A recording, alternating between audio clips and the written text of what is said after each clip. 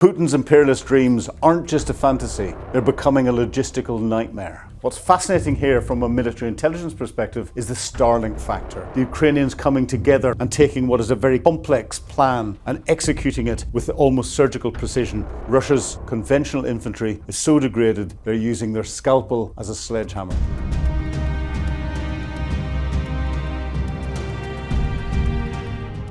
As President Zelensky warns that World War III has already begun, Ukrainian strikes are hitting Putin deeper and faster, both on the battlefield and inside Russian territory. I'm Philip Ingram, and this is Battle Plans Exposed. Since the start of 2024, Putin's forces have managed to seize just 1.4% of Ukrainian territory, according to the Blackbird Group. We've passed the 4-year milestone of this invasion, but the question remains, what actually is happening on the ground? Are Putin's imperialist dreams a total fantasy?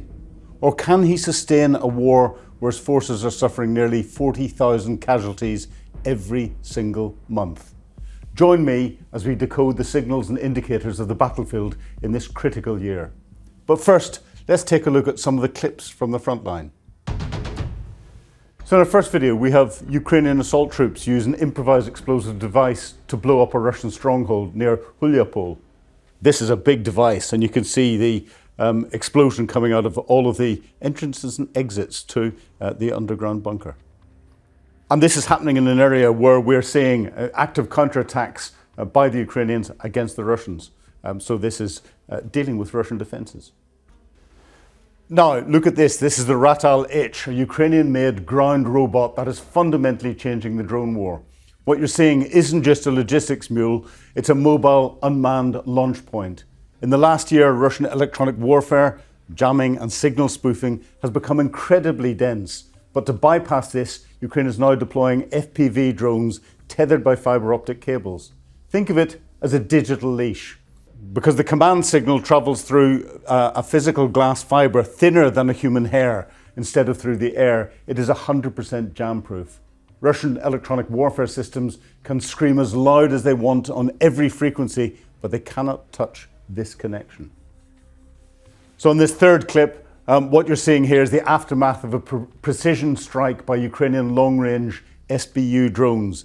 This is the Kalyenko oil pumping station in Tartarstan. And to put this into perspective, it is over 1,200 kilometers. That's 750 miles for us Luddites from the Ukrainian border. Ukraine has bypassed some of the most sophisticated air defense networks in the world to hit the industrial heart of Russia.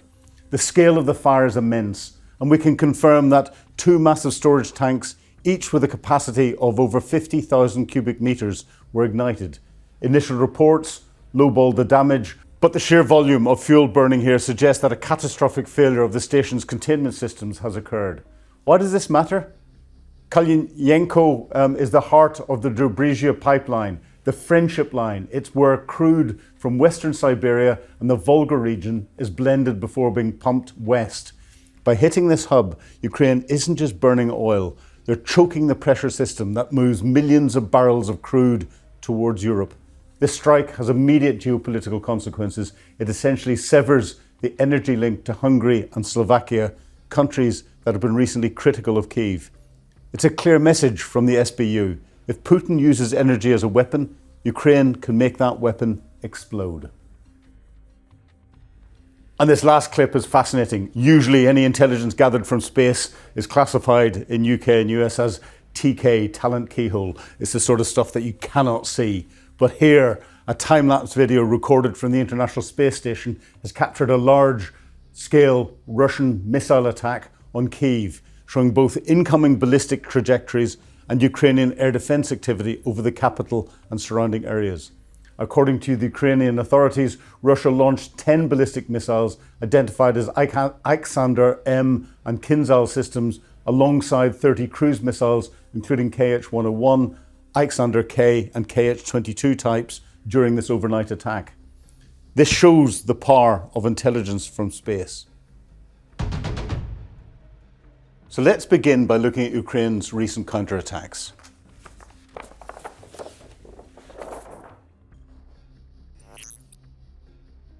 While the headlines often focus on Russia's meat grinder assaults, The last few weeks have seen a significant shift in the Ukrainian initiative. For the first time since 2024, where the Kursk incursion happened, Kyiv has executed a series of high-impact, localized counterattacks that have caught Moscow off guard. In early February, Ukrainian forces launched a sudden offensive at the junction of the Donetsk and Zaporizhia oblasts. Commander-in-Chief Syrsky confirms that Ukraine has liberated approximately 400 square kilometers and 8 settlements in this sector. What's fascinating here from a military intelligence perspective is the Starlink factor. Ukraine timed these hits to coincide with a major security crackdown on Russian-operated Starlink terminals. By blinding Russian drone units and severing their frontline communications, Ukraine was able to push back Russian advances that had taken months to achieve just a few meters, and they've pushed it back in a matter of days. What these counterattacks say is that Ukraine has now wrestled the initiative back from a tactical perspective. I've been assessing that Ukraine has had the initiative from an operational perspective for quite some time, with their successful attacks against the Russian oil infrastructure, their successful attacks against Russian airfields, against its industrial base, assassinations in Moscow and elsewhere. We have to see whether Ukraine has the wherewithal to exploit this tactical advantage it's creating before we get into the spring. On February the 21st, Ukraine hit the Votnysk machine building plant nearly 900 miles inside Russia. This isn't just a symbolic strike. Votnysk produces the very Alexander missiles that rain down on Ukrainian cities almost on a nightly basis. We're seeing the debut of the FP5 Flamingo, a new Ukrainian-made cruise missile, which we've referred to in previous episodes. But by taking the fight to Russia's industrial heartland, Ukraine is forcing Putin to choose between protecting his front line or guarding his nuclear-capable missile factories deep in the rear. Across Kupiansk and Hulyapol, in these directions, we're seeing Ukraine exploit the grey zone. They're leveraging the exhaustion of the Russian units that have been pushed to advance without proper reinforcement. By using small unit infiltration tactics, Ukraine has reclaimed territory that Russia officially claimed to have secured just a few weeks ago.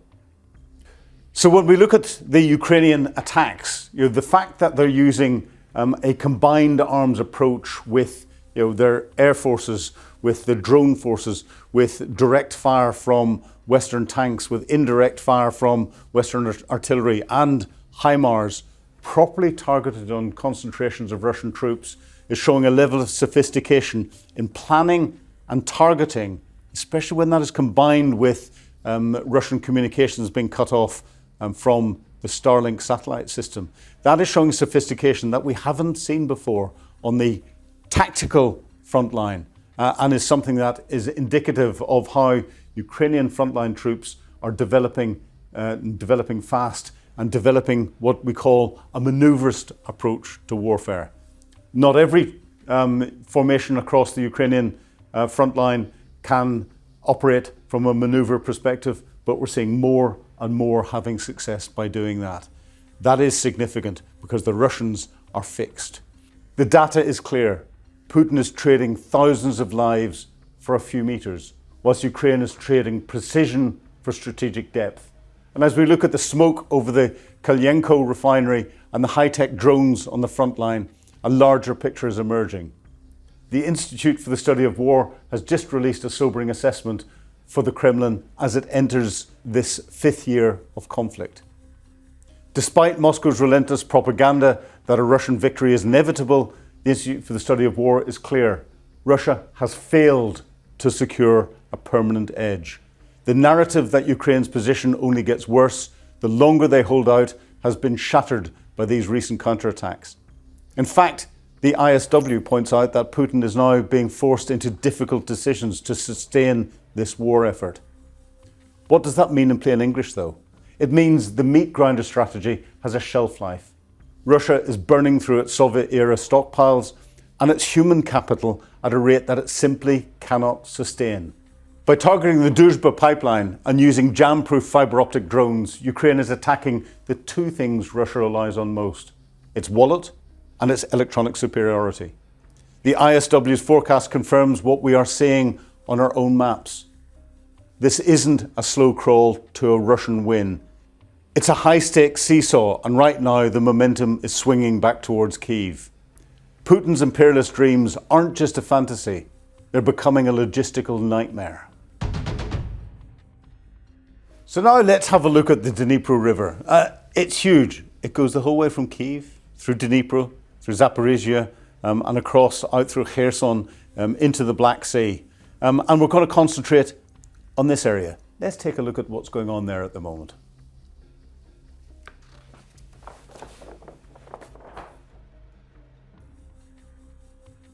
So the Dnipro River, a natural barrier that splits the front lines of southern Ukraine. For months, the muddy islands that are dotted around this vast waterway have been a deadly no man's land. Russian forces believed they had these islands locked down, using them as an untouchable staging ground.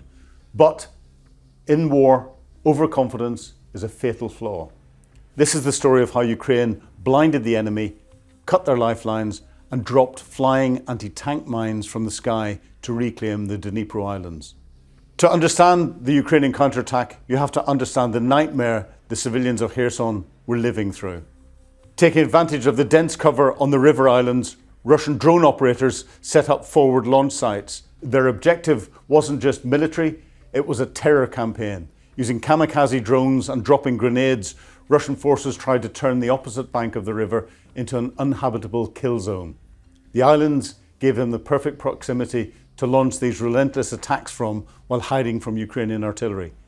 The Ukrainian forces held the tactical high ground, but the constant swarm of enemy drones was bleeding them dry. The Ukrainian High Command made a decision. The islands had to be cleared. But a frontal boat assault would be suicide.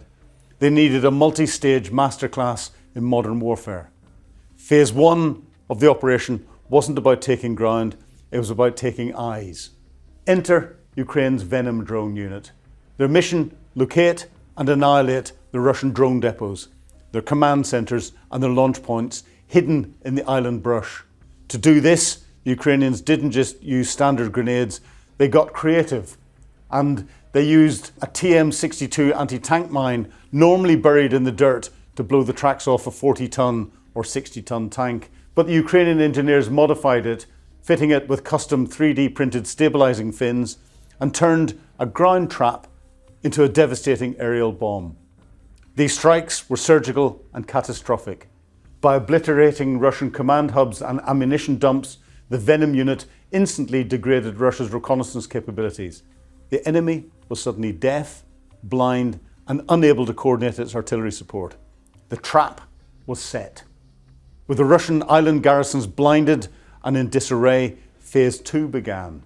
The isolation.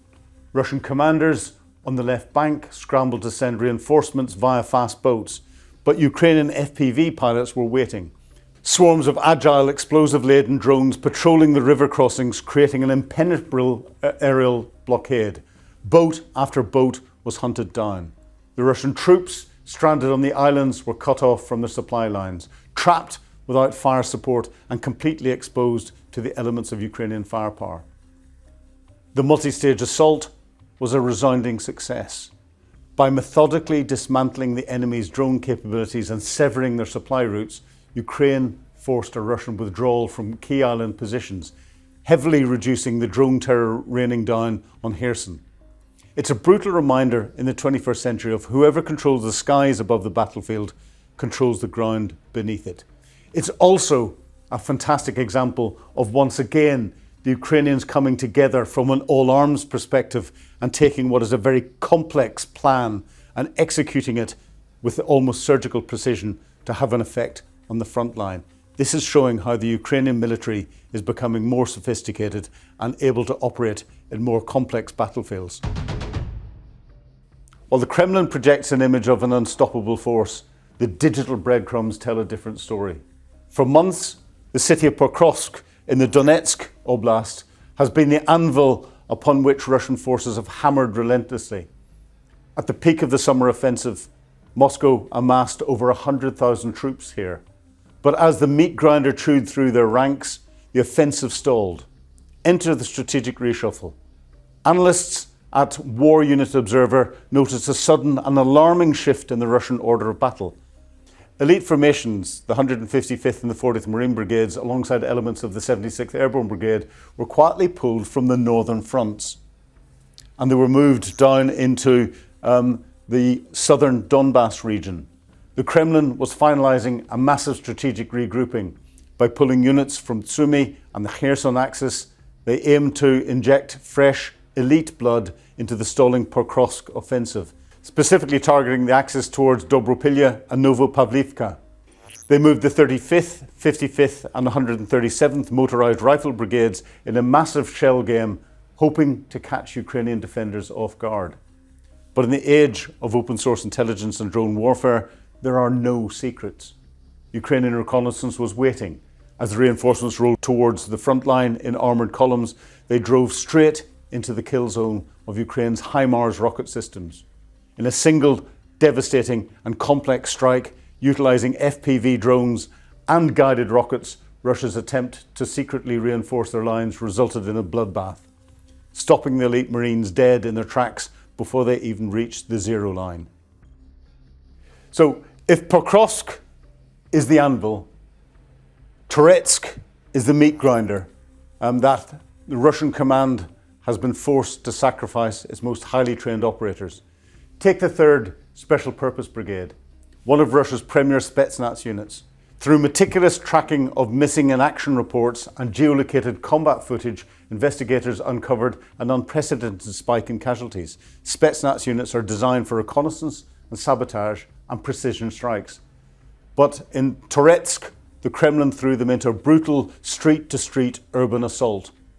The digital breadcrumbs pleas from desperate families looking for missing sons, combined with the geolocated drone footage of strikes on their vehicles, painted a grim picture. In just a few months in Toretsk, this elite brigade suffered losses that dwarfed their casualties from the entire previous year of fighting. It proves a critical reality. Russia's conventional infantry is so degraded they're using their scalpel as a sledgehammer. But perhaps the most shocking intelligence to emerge from this digital battleground involves the deepest sanctums of the Russian military machine, the strategic rocket forces. The 12th Chief Directorate is responsible for maintaining, guarding and transporting Russia's nuclear weapons arsenal. These are not frontline grunts. They are technicians, guards and specialists of the highest security clearance. When open source analysts spotted trucks belonging to the 12th Directorate crossing the border into occupied Ukraine, alarm bells rang. Were nuclear assets being moved? The truth, however, was indicative of a completely different kind of desperation. They weren't moving warheads, they were moving men. In a staggering revelation, it was uncovered that the Russian command had formed assault infantry units out of the personnel from the strategic rocket forces. These nuclear guards have been shoved into the 20th Regiment, a newly formed assault unit operating without a clear command structure, and thrown directly into the meat grinder of the Toretsk sector. To strip the guards from nuclear silos and send them to die in the muddy trenches as expendable shock troops is a move of absolute desperation. It shatters the myth of Russia's bottomless well of manpower. The fog of war is lifting. In past conflicts, destruction of elite marine convoys, the decimation of Spetsnaz and urban decay, and the cannibalization of nuclear guard forces would remain classified secrets for decades. Today, thanks to digital footprints, social media slip-ups, and the relentless work of open source intelligence groups, Putin's battle plans are exposed in real time. The Kremlin can hide its failures on state television, but it cannot hide them from the satellites, the drones, and the analysts watching every single move. The fact that troops from the strategic nuclear forces are being forced onto the front line is significant. That is something that Vladimir Putin has held sacrosanct beforehand. He uses his nuclear threats to try and force the West into decisions to not to support Ukraine. But if he's depleting his nuclear troops from his nuclear missile forces, his ground-based and land-based nuclear missile forces, that is significant. He's relied on that. Does that mean that he's now relying on purely his sea-based nuclear forces to give him his deterrent? How much is this denuding his wider nuclear forces across Russia? This is something we'll be watching for very closely over the coming weeks and months. So what we're seeing with all of this, with the lack of manpower, the attack on the logistics, the ability to attack concentrations of troops before they're properly engaged in the front line, is what we refer to as the deep battle. And logistics are the key. We can talk the numbers of fighting troops that there are, but if you can't resupply them with ammunition, if you can't get them fuel, water, food, medical supplies, then the frontline troops aren't going to last very long. The Institute for the Study of War is now openly talking about how this is impacting Putin's decision making. His ability to try and concentrate anything or to wrestle this initiative back from the Ukrainians that the Ukrainians seem to have got on the front line again is going to be increasingly difficult. So thanks for watching. We started today with Zelensky's warning of a third world war. Whether we're there yet is a matter of debate. But what is certain is that the nature of warfare has changed forever. Right before our eyes, from the burning oil tanks of Tartarstan to the silent, wired-up drones of the Rafael units, Ukraine is proving that innovation can overcome raw, brutal mass. The 5th year of this war was supposed to be the year Ukraine folded. Instead, it's the year they've taken the fight 1,200 kilometers deep into Russian heartland. So that's all for today's Battle Plans Exposed. Make sure to like and hit the subscribe button so you never miss an episode. And please, if you've got any comments, put your comments down below. And if you've got any requests for things that you want us to look at, please put those in as well. I'm Philip Ingram, and this has been Battle Plans Exposed. Thank you for watching. Goodbye.